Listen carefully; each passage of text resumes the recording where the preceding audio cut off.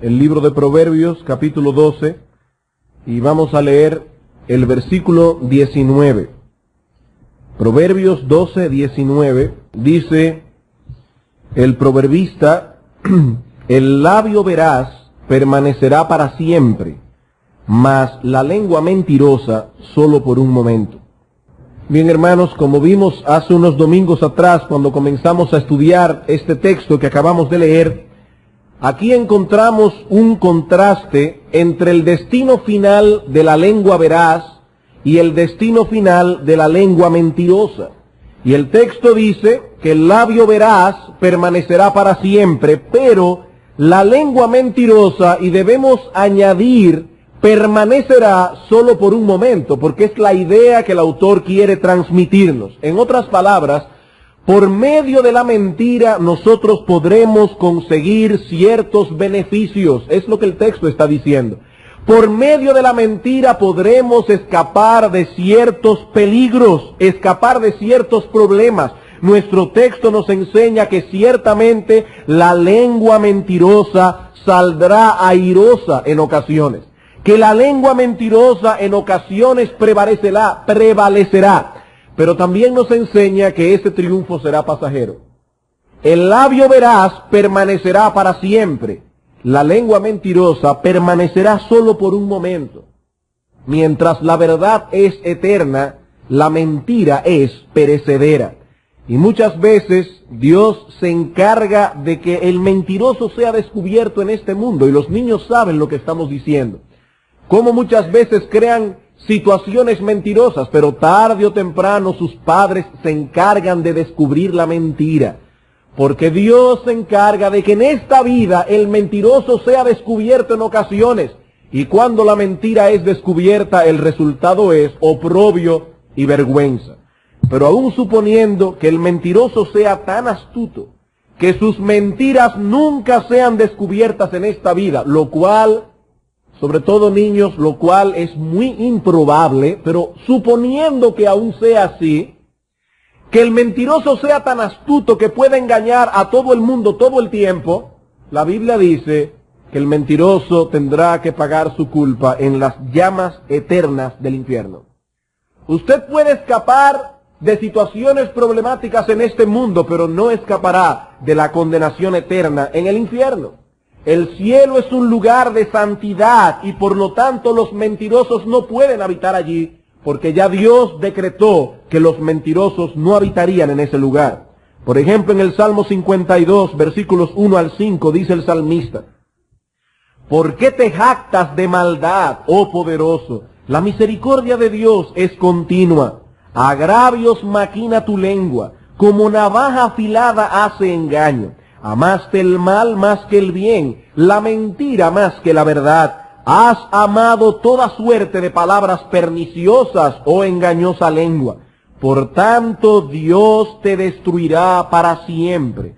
Te asolará y te arrancará de tu morada y te desarraigará de la tierra de los vivientes. Aquí Dios ha prometido que Él se encargará de destruir la lengua mentirosa, y no por un momento, sino para siempre. Y en Apocalipsis capítulo 21, versículo 8, luego de que el apóstol Juan nos describe las hermosuras y las grandezas del reino de los cielos, el texto termina con una nota triste. El texto termina con una advertencia. Dice en el versículo 8, pero los cobardes e incrédulos, los abominables y homicidas, los fornicarios y hechiceros, los idólatras y todos los mentirosos tendrán su parte en el lago que arde con fuego y azufre, que es la muerte segunda. Ya Dios ha determinado cuál es el lugar que le depara a los mentirosos. Estos textos no están enseñando que si una persona decide comenzar a hablar mentira, a hablar verdad y desechar la mentira, por esa razón se va a salvar. Porque la Escritura enseña claramente que la salvación es por gracia, es por medio de la fe en Cristo, no por obras. Nadie se salvará porque comience a hablar verdad. Lo que estos textos están enseñando es que una de las características que identifican a los hijos de Dios es que son hombres comprometidos con la verdad. Su sí es sí, su no es no. De hecho, en el Salmo 15, dice que una de las características del hombre justo es que habla verdad en su corazón y aún jurando en daño suyo, no por eso cambia. Los hijos de Dios se caracterizan por ser hombres veraces. Y en nuestra serie sobre la teología del trabajo nos encontramos precisamente en este punto. Hace unos domingos comenzamos a tratar con la verdad en los negocios, tema muy espinoso. Y la verdad central que hemos tratado de traspasar o de transmitir en este asunto es que si eres hijo de Dios, debes procurar que tus negocios sean realizados en el marco absoluto de la verdad, nunca del engaño o de la mentira. Y debemos reconocer que los negocios son una fuente de problemas en ese sentido. El apóstol Pablo hablaba en 2 Timoteo capítulo 2 de que debemos huir de las pasiones juveniles. Él está diciendo que hay cierto tipo de pecados, cierto tipo de pasiones que corresponden específicamente al tiempo de la juventud, al tiempo de la adolescencia y de la preadultez. Bueno, de igual manera hay cierto tipo de situaciones que son característicos de cierto tipo de pecados.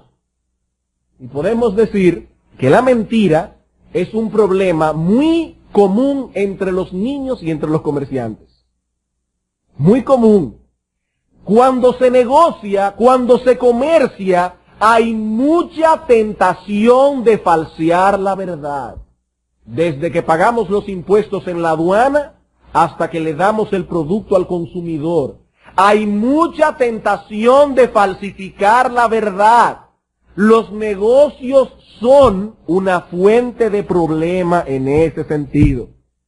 Muchas veces nos vemos tentados a echar a un lado la verdad para sacar alguna ventaja económica, pero tal cosa es contraria a la actitud que Dios espera de sus hijos.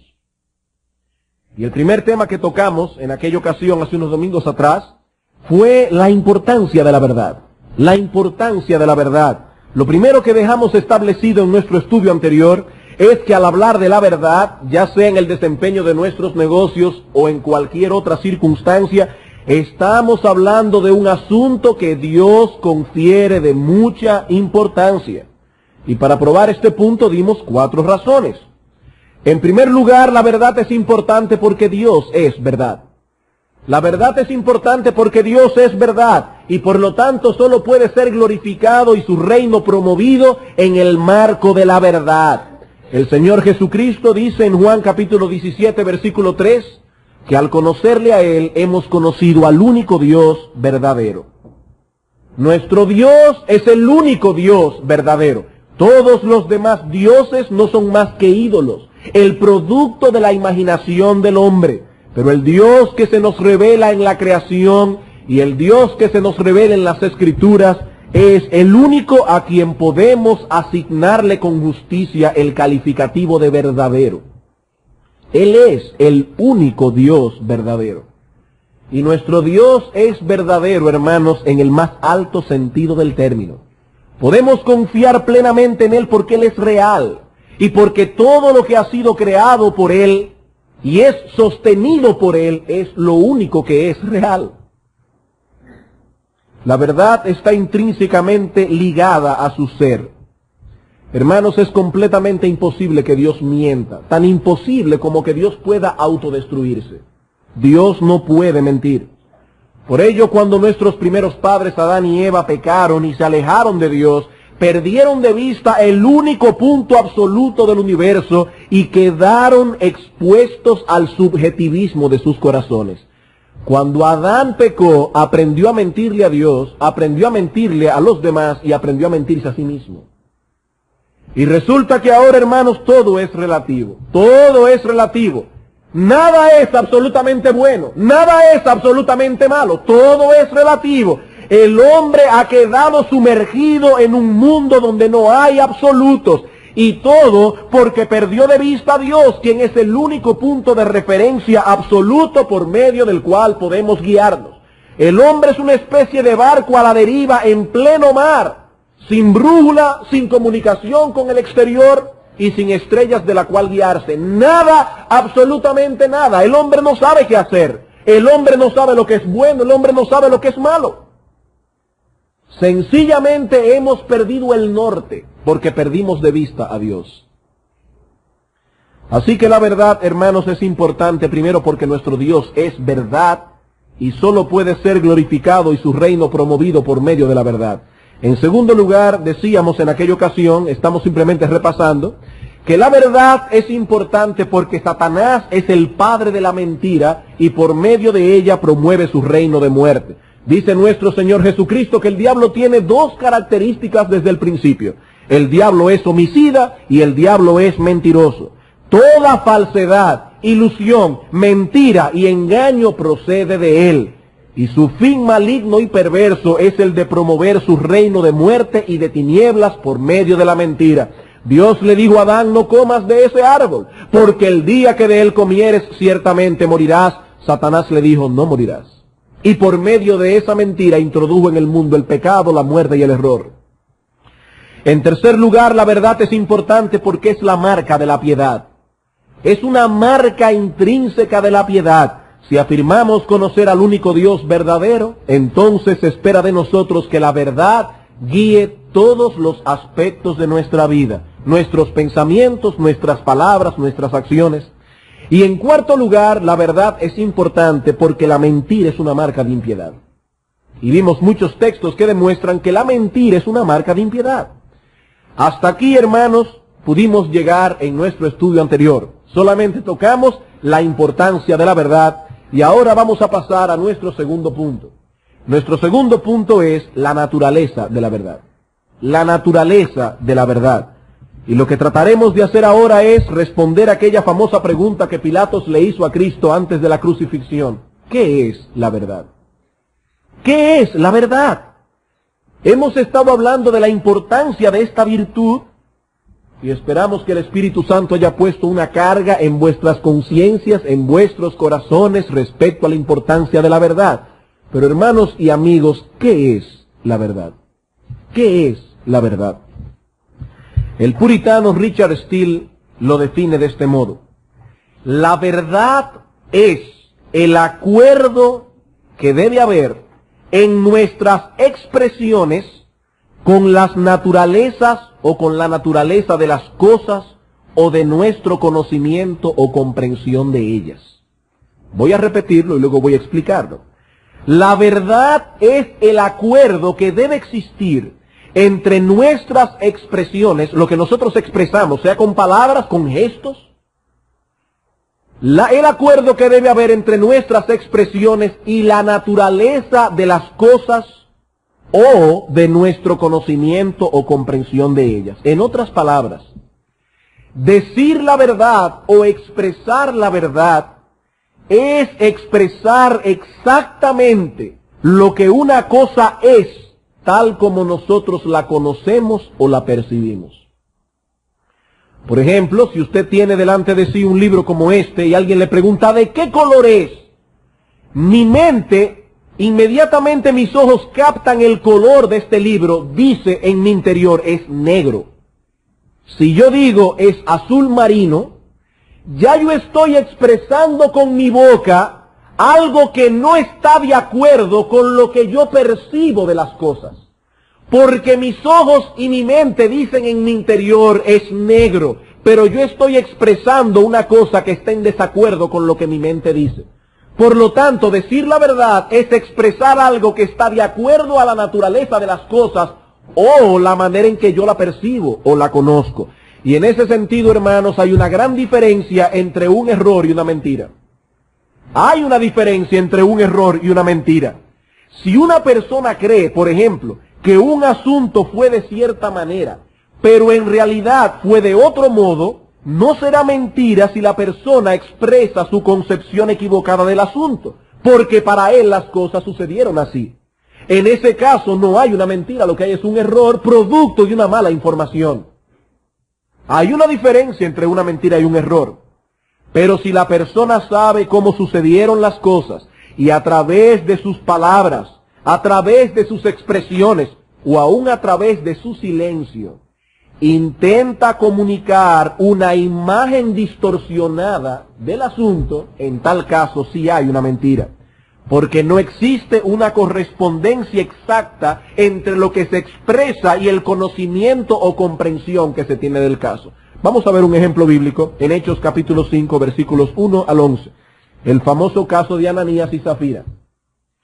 Hechos capítulo 5, versículo 1 al 11. Antes de leer el texto, debo aclarar que los apóstoles de la época primitiva no exigían a los miembros de la iglesia que repartieran todos sus bienes. No, eso era algo voluntario que los primeros cristianos practicaron en aquel momento, en aquella época, y que no es una norma para la iglesia de nuestros días. Y debo decir eso porque algunos comunistas de hoy día pretenden ver el comunismo en la manera en que los cristianos se trataban entre sí. Pero hermanos, hay una gran diferencia. Primero, la repartición de los bienes en aquella época era voluntaria, no era exigida por el Estado, ni mucho menos por los pastores. Y en segundo lugar, hay un pensamiento distinto, porque mientras los comunistas dicen, lo tuyo es mío, el cristiano dice, lo mío es tuyo. Son dos cosas muy distintas. Ahora vamos a leer el texto. Dicen Hechos capítulo 5, versículos 1 al 11. Pero cierto hombre llamado Ananías, junto con Zafira su mujer, vendió una heredad y sustrajo del precio, sabiéndolo también su mujer. Y trayendo solo una parte, la puso a los pies de los apóstoles. Claro, dando a entender que fue ese el precio en el que él vendió la heredad. Y dijo Pedro, Ananías, ¿por qué llenó Satanás tu corazón? Para que mintieses al Espíritu Santo y sustrajeses del precio de la heredad. Reteniéndola, no se te quedaba a ti, en otras palabras, nadie te obligó a venderla. Y vendida, no estaba en tu poder, nadie tampoco te obligó a dar el dinero por la cual la vendiste. ¿Por qué pusiste esto en tu corazón? No has mentido a los hombres, sino a Dios. Al oír Ananías estas palabras, cayó y expiró, murió. Y vino un gran temor sobre todos los que lo oyeron. Y levantándose los jóvenes lo envolvieron y sacándolo lo sepultaron.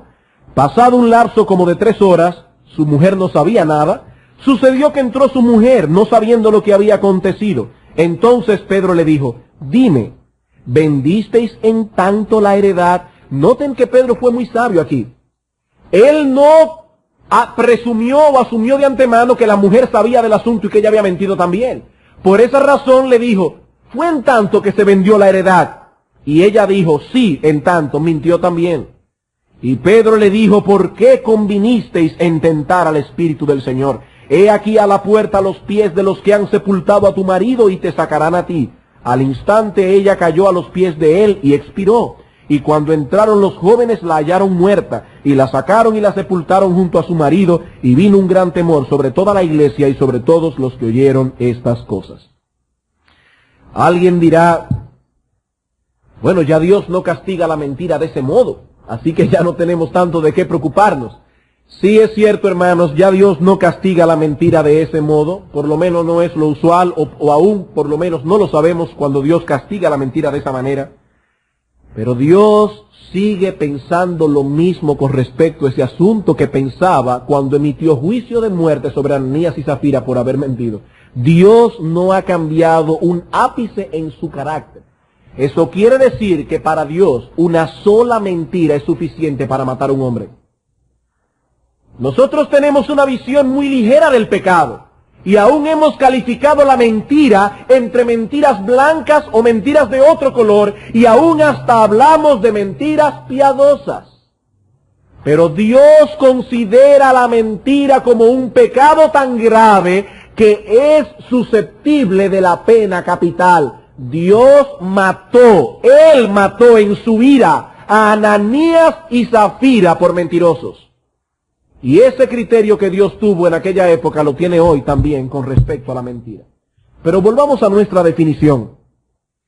Vemos en este ejemplo que las palabras de Zafira, la esposa de Ananías, no correspondían al conocimiento que ella tenía del caso. Si ella hubiese realmente creído que su esposo vendió la heredad en el precio que ella dijo a Pedro, en ese caso no hubiese habido una mentira. Lo que hubiese habido era un error producto de su mala información. Pero el texto nos dice que ella sabía muy bien que Ananías había vendido la heredad en un precio y había dicho otro. ¿Qué es entonces la mentira? La mentira es la falsificación voluntaria de la verdad. Algo que se expresa, ya sea con palabras, o con un gesto, o aún con el silencio, con el propósito de transmitir una imagen distorsionada de los hechos para sacar algún provecho. Por ejemplo, cuando una persona pertenece a cierta clase social y a través de su vestimenta, de las cosas que hace, de las cosas que habla, desea o intenta hacer creer que pertenece a otra clase social, esa es una acción mentirosa. Quizás esa persona no está expresando verbalmente una mentira, pero las cosas que hace, las hace con la intención de hacer creer a los demás algo que no es verdad. Por lo tanto, Dios computa eso como una mentira. Nadie sabe que le está mintiendo. Nadie conoce cuál es su intención. De hecho, hermanos, nosotros no tenemos derecho a estar juzgando porque una gente hace una cosa o hace otra, o porque una gente se viste de cierta manera o se viste de otra. Estamos hablando de cómo Dios ve el asunto. Dios está mirando el corazón de esa persona y Dios sabe que la intención de ese individuo, en la forma que habla, en las amistades que dice tener, él está intentando hacer creer a los demás una cosa que no es verdad. Y en ese caso Dios computa sus acciones como una acción mentirosa. Es una mentira proclamada en silencio. Es una mentira expresada no verbalmente. Es por ello que el salmista en el Salmo 15 dice que el justo habla verdad en su corazón. Él habla verdad en lo íntimo, en su corazón. Él expresa y manifiesta aquello que en su interior sabe que es la verdad. No existe ninguna dicotomía entre su conocimiento de las cosas y su expresión de ellas. Vemos entonces que el pecado de la mentira se puede cometer de múltiples maneras. De múltiples maneras.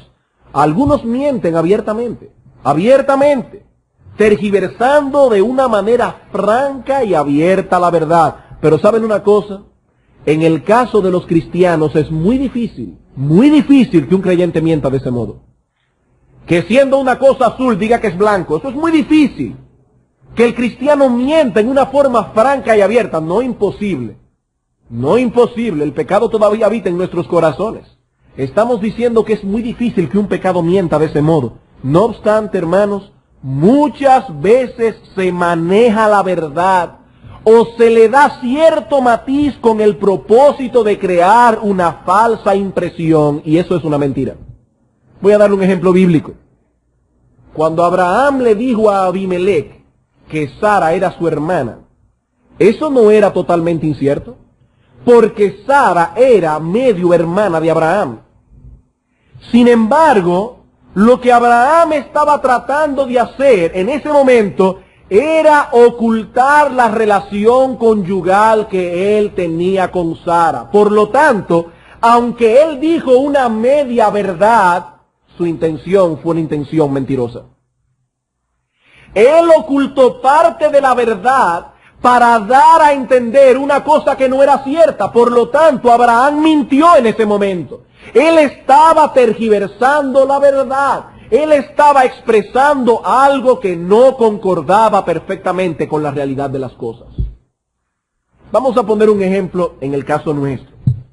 Supongamos que usted tiene una cita a las 3 de la tarde con una persona que vive a 15 minutos de su casa. Usted sabe que le va a coger 15 minutos viajar de su casa al lugar de la cita. Pero resulta que usted después de comida se acostó a dormir una siesta y se levantó a las 3:05. Y usted sale corriendo de su casa y en el camino se encuentra con un tapón que le coge 10 minutos más y finalmente llega a la cita a eso de las 3:25, 3:30. Y cuando usted entra por la puerta, lo primero que le dice al individuo es: óyeme, veniendo para acá me agarró un tapón. ¿Saben, hermano, cuál es la intención que está detrás de esa expresión? Hacerle creer a la persona que esa fue la causa de tu tardanza. Y eso no es verdad.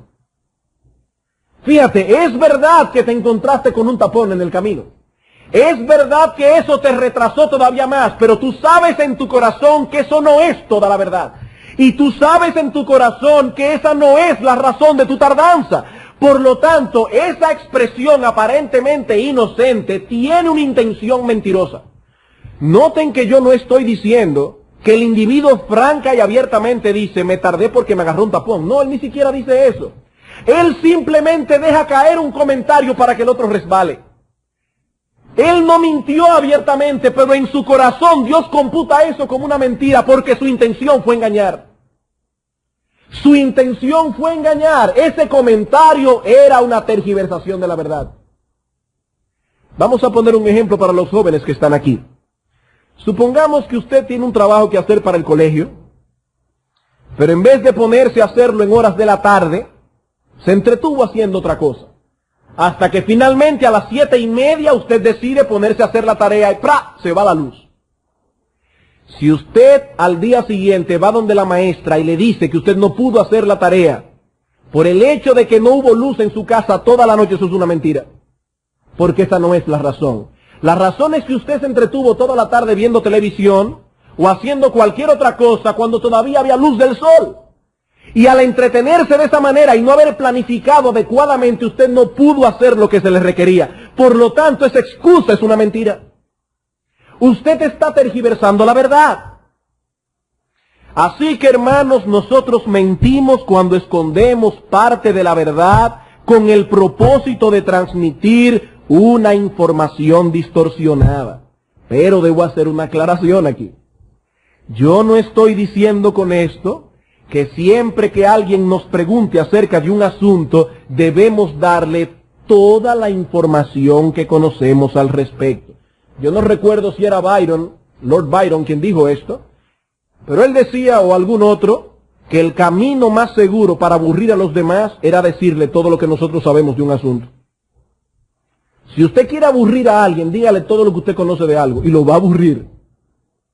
Yo no estoy diciendo que usted tiene en todo momento que decir toda la verdad. De hecho, en el contexto de los negocios, no es necesario que un comerciante dé a sus clientes más información de la que es necesaria. Por ejemplo, usted no tiene que decirle a un cliente cuánto le costó la mercancía que le está vendiendo. Ya hablamos de la justicia en los negocios y de cómo se debe ganar un margen justo. Pero usted no tiene que decirle al cliente cuánto le costó, para que el cliente sepa cuánto usted le está ganando. Usted tampoco tiene que decirle al cliente dónde él puede conseguir la mercancía más barata, porque usted va a quebrarse de eso. Eso es un secreto de negocio. Usted no tiene que estar diciéndole a todo el mundo todo lo que conoce de un asunto. Aquí no estamos hablando de eso. Pero si el propósito de ocultar o de silenciar parte de la verdad es el de transmitir una distorsión, algo que no es correcto, dar a entender lo opuesto de lo que nosotros conocemos o comprendemos del asunto, entonces en tal caso sí hay culpa. En tal caso sí hay mentira. Ahora bien, vamos a ir un poco atrás. Nosotros diferenciamos hace un momento la verdad del error. Una persona puede transmitir una información distorsionada porque él había recibido una información distorsionada. Y en tal caso no hay mentira, en tal caso lo que hay es un error. Pero, eso no quiere decir necesariamente que la persona que transmitió el error sea sin culpa. Él no es culpable de mentira, no. Pero él no es sin culpa. Esa distorsión de la verdad es algo que no debió ser. Y por lo tanto, probablemente será un error que le ocasionará a alguien ciertos inconvenientes. Hermanos, los creyentes, los hijos de Dios, estamos comprometidos con la verdad. Y por lo tanto, antes de traspasar una información, debemos tener una completa, absoluta y total seguridad de que se trata de una información correcta. Nosotros somos hijos de Dios, nuestro Dios es fiel y verdadero.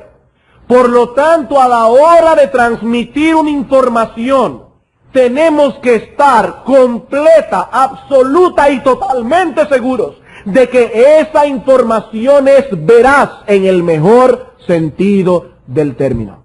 Y noten el cuidado que Dios espera que sus hijos tengan en este asunto. Vamos a Deuteronomio capítulo 13. Deuteronomio capítulo 13. Recuerden, hermanos, que el diablo promueve su reino de muerte a través del error, y usted está contribuyendo a eso. Cuando usted traspasa una información equivocada, usted está contribuyendo al reino del mal. Deuteronomio capítulo 13, versículo 12 al 14. Aquí está hablándole a Moisés como juez de Israel. Y por tanto se aplica básicamente a los jueces del pueblo. 13:12. Si oyeres que se dice de alguna de tus ciudades, que Jehová tu Dios te da para vivir en ellas, que han salido de en medio de ti hombres impíos, que han instigado a los moradores de su ciudad, diciendo, vamos y sirvamos a dioses ajenos que vosotros no conocisteis, ¿qué debe hacer el juez? Tú inquirirás y buscarás y preguntarás con diligencia. Dios le está diciendo, Moisés, ten mucho cuidado.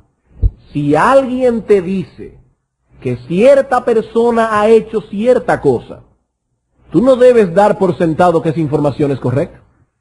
Ahora tú tienes que inquirir, buscar y preguntar con diligencia. Así que, hermano, mucho cuidado. Cuando alguien te dice a ti que fulano, que es funcionario del gobierno, se robó un dinero, mucho cuidado con transmitir esa información. Mucho, pero mucho cuidado. A menos que tú no tengas pruebas de eso. Y si tienes pruebas de eso, tampoco tienes que andar chismeando. Ve a un tribunal, acusa al individuo y llévalo a la corte. Porque la Biblia dice, a nadie difamen. Y a nadie difamen, hermano, significa a nadie, absolutamente a nadie. Sea de la iglesia o sea del gobierno. A nadie difamen. La reputación de un individuo es sumamente valiosa a los ojos de Dios. Y no podemos de ninguna manera estar jugando con la reputación de la gente. Dios le dijo a Moisés, cuando alguien acuse a otro delante de ti, tú buscarás, preguntarás e inquirirás con diligencia. Deuteronomio capítulo 19. Deuteronomio capítulo 19, versículo 15. No se tomará en cuenta un solo testigo contra ninguno en cualquier delito ni en cualquier pecado, en relación con cualquiera ofensa cometida. Solo por el testimonio de 2 o 3 testigos se mantendrá la acusación. Cuando se levantare testigo falso contra alguno para testificar contra él, entonces los 2 litigantes se presentarán delante de Jehová y delante de los sacerdotes y de los jueces que hubieren aquellos días. Y los jueces inquirirán bien. Ese era el papel de los jueces. Ellos debían inquirir bien antes de formarse una opinión del asunto. Y eso nosotros los pastores lo vemos a diario aquí en la iglesia. Dice la Biblia que el primero que aboga por su causa parece justo. Y a veces viene, por ejemplo, un matrimonio. Habla la esposa primero. Y uno piensa, wow, pero ese individuo es un bestia. Pero luego habla él. Y entonces uno dice, bueno, es que ella es insoportable. Hay que oír las 2 campanas del asunto. Y eso es lo que Dios está diciendo. No se formen una opinión oyendo a un solo testigo. Ni que venga de fuente segura, hermanos. Ni que venga de fuente segura. Dice la Escritura, investigarás con diligencia. Así que si alguien transmite un error, y ese error fue transmitido por no haber investigado bien, no hablaste mentira, pero eres culpable. Eres culpable de haber sido portavoz de una distorsión. Y esa distorsión es maligna, perversa y promueve el reino del diablo. Tan sencillo como eso. De hecho, una de las características con las que Job defiende su integridad era precisamente esa. En Job capítulo 29, Job está probando que él era un hombre íntegro. Y dice él en el versículo 14 del capítulo 29, Yo me vestía de justicia y ella me cubría. Como manto y diadema era mi rectitud. Yo era ojos al ciego y pies al cojo. A los menesterosos era padre, y noten, y de la causa que no entendía me informaba con diligencia. De la causa que no entendía me informaba con diligencia.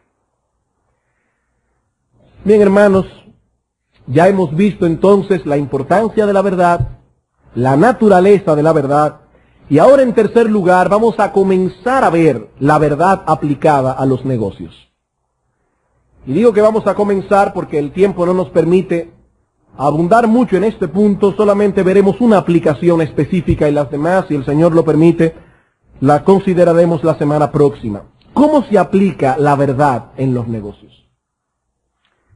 Bueno, en primer lugar, y es el único punto, repito, que veremos esta noche, esta verdad de la que hemos hablado nos obliga a cumplir todos los contratos y promesas legítimas que hayamos hecho en un negocio. Esta verdad de la que hemos hablado nos obliga a cumplir todos los contratos y promesas legítimas que hayamos hecho en un negocio.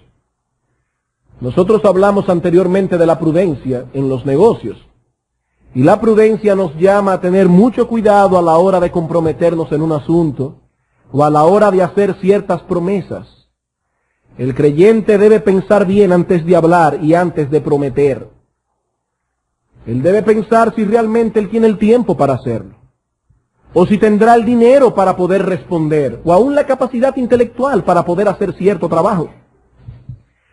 Pero una vez nos hemos comprometido, entonces debemos mostrar la veracidad de nuestras palabras, cumpliendo fielmente el acuerdo pactado. La prudencia nos dice piensa antes de hablar, pero si ya hablaste, si ya te comprometiste, la verdad te obliga a cumplir fielmente, punto por punto, el acuerdo pactado. Hermanos, las palabras tienen un valor real, y más para los creyentes. Las palabras tienen un valor real. Mañana significa dentro de 24 horas. Esta palabra tiene un valor. Y cuando un creyente dice mañana, él no está diciendo dentro de 3 días. Él no está diciendo dentro de una semana. Esta palabra tiene un valor. La palabra mañana significa cuando salga el sol en el día de mañana, antes de que se ponga otra vez. Y más si somos cristianos. Nosotros decimos ser seguidores de Cristo. Y dice la Escritura que el que dice creer en Cristo debe andar como Él anduvo. ¿Saben lo que dice la Biblia acerca de Cristo? Que Él es el testigo fiel y verdadero. Él es el testigo fiel y verdadero. Cuando el Señor nos dice en su palabra que todo aquel que en Él cree tiene vida eterna, podemos estar completamente seguros que todo aquel que en Él cree tiene vida eterna. Pero completamente seguros. Él nunca dijo algo que no fuera verdad con el propósito de consolar a nadie.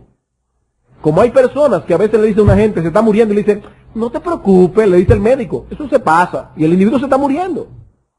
Supuestamente para consolarlo. No, Cristo no es así. Cristo nunca dijo nada que no fuera verdad con el propósito de consolar a nadie. Por ejemplo, en Juan capítulo 14, versículos 1 al 2, dice el Señor, Juan 14, 1 y 2, no se turbe vuestro corazón, creéis en Dios, creed también en mí. En la casa de mi Padre muchas moradas hay. Y noten, si así no fuera, yo os lo hubiera dicho. Él está diciendo a sus discípulos, si en la casa de mi Padre no hubieran moradas, yo no les hubiera prometido esas moradas. Yo se los hubiera dicho, porque yo soy el testigo fiel y verdadero. Como tampoco Dios nunca hace una amenaza que Él no está dispuesto a cumplir. Dios nunca hace una amenaza que Él no está dispuesto a cumplir. Dios no es como algunos padres que le dicen a sus hijos, si haces eso te pego una pela. Y el niño lo hace. Y el papá le dice, muchacho, te dije que si hace eso, no, ya era hora de pegarle la pela, ya no hay nada que hacer. Usted ha hecho una amenaza, esa amenaza debe ser cumplida al pie de la letra. Si el muchacho hace eso, hay que darle una pela, porque usted se lo prometió. Dios no es así, hermanos. Cuando Dios dice, el que cree en mí tiene vida eterna, el que cree en mí tiene vida eterna. Cuando Dios dice, el que no cree ya está condenado, el que no cree ya está condenado. Porque las palabras de Dios tienen un valor real. Real. Así que, hermanos, cuando un creyente dice mañana, eso no significa dentro de una semana, eso significa mañana. Cuando cuando un creyente dice a las 3 de la tarde, no es a las 5 ni es a las 6, es a las 3. Porque las palabras que salen de la boca de un cristiano son veraces. Hermanos, no hay que ser ingleses para ser puntuales. Simplemente hay que ser cristiano. Es una falta de consideración no ser puntual. Muchas veces vemos eso como un asunto de educación. No es un asunto de educación. Hermanos, es un problema espiritual. Es una desconsideración. Cuando usted le dice a una persona, te veo a las 3, esa persona entiende que usted la va a ver a las 3. Y tiene que planificar todo su tiempo para estar allí a las 3. Porque las palabras que salen de un creyente deben ser veraces. Hermanos, no podemos jugar con la mentira, ni siquiera en ese asunto. El diablo es el padre de la mentira, dice la Escritura. Y a través de la mentira promueve su reino de maldad y su reino de muerte. Y un cristiano no puede permitirse ser partícipe del reino del diablo. Los cristianos tienen que tener un compromiso con la verdad. Con la verdad. Totalmente la verdad. Sabemos, hermanos, que muchas veces, y más en países como los nuestros, nosotros planificamos ciertas cosas y surgen inconvenientes que solamente surgen en este país. Eso nosotros lo sabemos. Pero precisamente por eso, hermano, piensa bien antes de comprometerte. Calcula inclusive un margen de error para que no quedes mal. Ahora vamos a suponer que después de haber considerado bien y de haberse comprometido en algo, surge algo que es totalmente inesperado, que fue realmente imposible de prever. Eso es posible. En tal caso, el creyente es sin culpa. El creyente es sin culpa. ¿Qué debe hacer ahora? Debe presentarse delante de la persona con que se había comprometido, debe explicar lo que sucedió, debe abogar por su causa y acarrear las consecuencias que le lleve eso. Eso es entendible. El apóstol Pablo dijo a los corintios que él iba a ir a ellos y Pablo no pudo ir. El apóstol Pablo no pudo ir. Y los corintios, lean el capítulo 1 de segunda a los corintios, y van a ver allí cómo a Pablo lo acusaron de ligero. Y Pablo tuvo que defenderse como apóstol. A cualquiera le puede suceder eso, hermanos. Pero si usted sabía de antemano que generalmente ocurren inconvenientes que no permiten cumplir en el tiempo adecuado, usted le falta a la verdad cuando se compromete en una cosa que no está seguro de que podrá cumplirla. Usted le falta a la verdad. Si usted sabe de antemano que probablemente está prometiendo una cosa que no podrá cumplir. Y debemos decir, hermanos, con vergüenza, confesar con vergüenza que eso ocurre a diario. Eso ocurre a diario, hermanos. Y cuando digo debemos confesar con vergüenza, es que yo no me estoy excluyendo de eso. Hay cosas que prometemos ligeramente que después vemos que no pudimos haberla cumplido. Eso ocurre en cosas tan sencillas como, hermano, voy a orar por ti. Hermano, voy a orar por ti. Cuando le prometemos a alguien que vamos a orar por él, debemos asegurarnos de que buscaremos los medios a nuestro alcance para llevar la promesa que hemos hecho. Apúntalo en un papelito, cuélgalo en el cristal de tu carro, pero tú le prometiste a ese individuo que ibas a orar por él. Hermano, eso es una promesa. No prometas lo que tú no vas a cumplir. porque le faltas a la verdad de esa manera, o cuando le prometemos cosas a nuestros hijos que después no cumplimos. Y es lo mismo cuando hacemos promesa en el terreno comercial. Si decimos que vamos a pagar en cierto tiempo, es porque sabemos de antemano que tenemos con qué responder a ese compromiso. Y si decimos que vamos a entregar un trabajo en cierta fecha y de cierta forma, es porque ya hemos considerado con cuidado que tal cosa está dentro del marco de nuestras posibilidades. Hermanos, no seamos ligeros prometiendo. No seamos ligeros prometiendo. Nosotros somos hijos de un Dios que es sumamente preciso en sus palabras. Cuando Dios nos dice que los injustos irán al infierno por los siglos de los siglos, Él no está hablando de 100 años, Él no está hablando de 1000 años, Él no está hablando de 1.000.000 de años, Él está diciendo por los siglos de los siglos. Y como dice el apóstol en 2 Corintios 1:20, las promesas de Dios son en el sí y en el amén. En el sí y en el amén. Y nosotros debemos tener igual cuidado de ser precisos en nuestro hablar.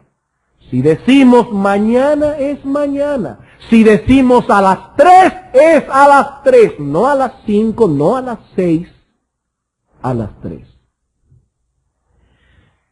Bien, hermanos, como decía anteriormente, la semana próxima, si el Señor lo permite, continuaremos tratando las aplicaciones específicas de este asunto de la verdad en los negocios. Pero antes de terminar, quisiera dejar en vuestras mentes una enseñanza que podemos derivar de todo lo que hemos dicho hoy. Y de hecho es algo que nosotros los padres debemos enseñar a nuestros hijos. Debemos pensar antes de hablar. Si vamos a extraer una lección de todo lo que hemos dicho hoy, hermanos, tengamos cuidado al hablar. La Escritura nos dice que en la mucha palabra nunca falta pecado. En la mucha palabra nunca falta pecado. Es muy difícil hablar mucho y al mismo tiempo no transmitir una información distorsionada. Muy difícil. Porque en la mucha palabra nunca falta pecado. Hermanos, nosotros los creyentes tenemos un compromiso con la verdad. Por tanto, debemos pensar antes de hablar. Debemos tener cuidado de no ser categóricos en aquellas cosas que no conocemos bien. Y nosotros llevamos eso en la sangre porque somos dominicanos. Todos los dominicanos saben todo lo que tienen que saber de política, de economía, de pelota y de medicina. Pero hermanos, hay que tener mucho cuidado. No seas categórico en una cosa que tú no conoces bien, porque puedes estar transmitiendo una distorsión. Puedes estar siendo vehículo del error. Hermanos, cuidado con el hablar. Cuidarnos de no prometer antes de haber considerado bien las posibilidades que tenemos de llevar a cabo lo prometido. Recordemos en todo momento que nuestro Dios es un Dios verdadero. Él es el único Dios verdadero y que por lo tanto Él solo será glorificado y su reino promovido por medio de la verdad. Vamos a orar.